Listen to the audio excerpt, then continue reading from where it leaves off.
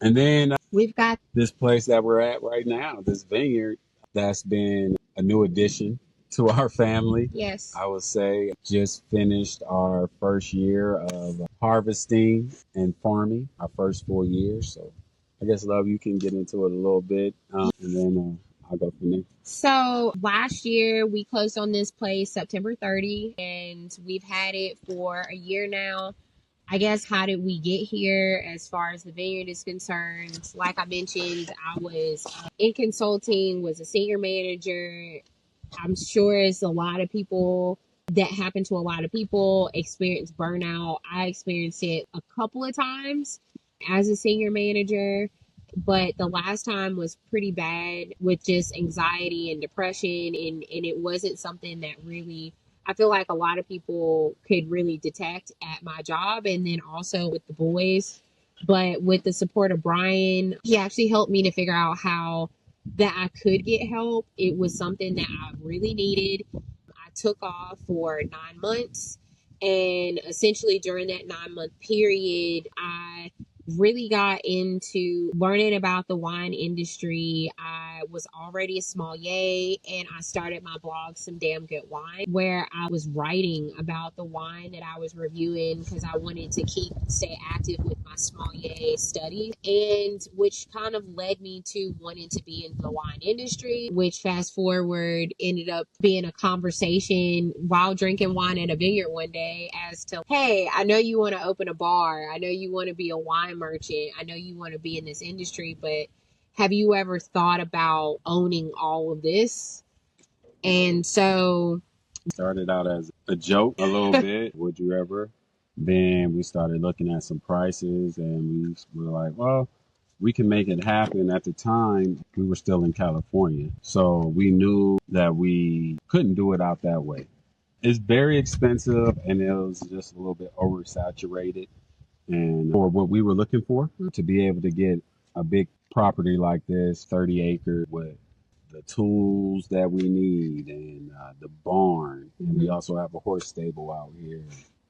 All the vines behind us. So moving out here gave us the opportunity to be able to get a good value. creek on the land. We 9 of the acres are cleared, which is what you see around in the back of us, and then there's some more that's behind the cameras here. And back in the back is 4.5, 5 acres of grapes. So we've got Muscat Blanc, which is a delicacy here.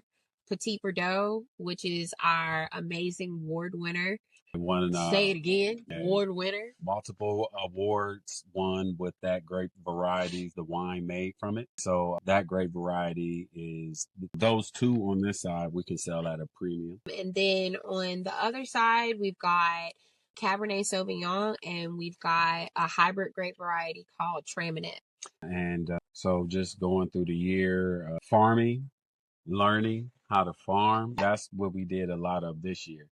And nothing, as in life, is guaranteed. So when we got this property, we thought we would have another contract, and we did not. They just kind of, it didn't work out, and we just lost communication with them for whatever reason. And which is okay because this is a business that we bought, and so we had to move forward. But definitely not expecting that brought some stress. Yes. And are we doing this? Was this the right decision type of deal? And that could be rough. Yeah, it was. But I feel like that we've had rough moments throughout this year because I feel like that everything that we've done is new. Literally everything that we did this year was all new. And so it was literally us feeling through that and then also trying to solution our way through that and everything that came along with it.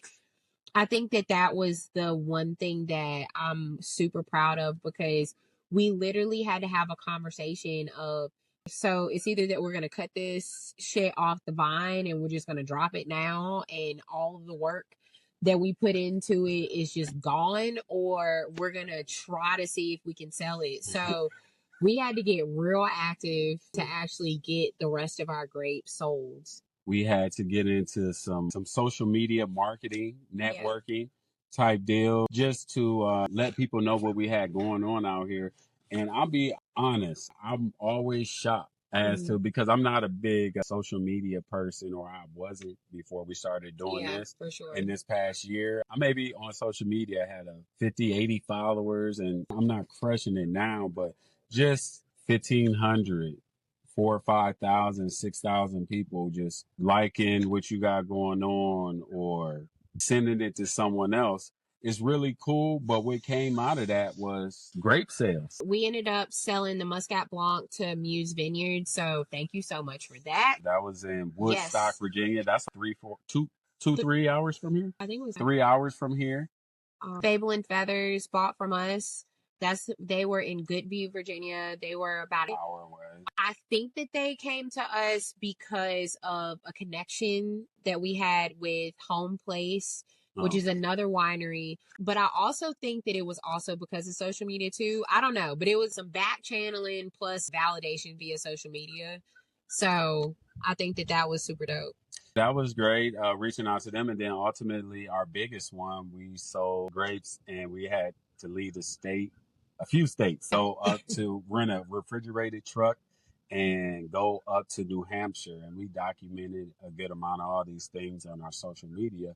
But it's just crazy to know that you can go from having no contracts to you can go from having no contracts to having like that you need. Yeah. You can go from having no employees out here, but still having volunteers show up. And so I think also that makes you show a little bit of gratitude, because you're just like moved out this motherfucker and started farming and had people pull up on us and just ask questions. Like, we got people in the neighborhood that just pulls up and, why'd you do this? How's it going? And so those are the type of things I think has been really cool as well. Yeah, I think so. Then also too, to find out that there's other people that are curious about farming. It's like you would be a person that you wouldn't even expect. But the thing is that because you're sharing your experience, doing now, it provides some level, I feel like, inspiration for other people. And I feel like that the thing that I love, I feel like, is being able to provide that. It's just offering, because for me, this was a real uncomfortable thing. Just, social media or talking about your life in that way. And so one way that I am able to use this to kind of pass that is moving forward. Like, you come on here and you're talking about something, then you're not forced, but it can give you the motivation, hold yourself accountable. Yeah. You say, okay, yeah, for sure. I'm out here doing this, talking about the vineyard. Let me make sure that I'm keeping up with everything. Let me make sure that something that we've been doing a lot lately, that we've learned from a year of up and down farming, is that you got to start each day with a purpose and a plan. Getting up in the morning, like, I hear people saying that all the time. And I guess until I really had to run my life like that, which is farming has done, because a lot of the work you want to do out here early as possible. You have the rest of your day. And so with that, you got to get up early in the morning. You got to get started. You got to have a plan for what you're doing with the day. Married, you got to plan to spend time together, like some focus. So bringing balance and some peace in your life is very important.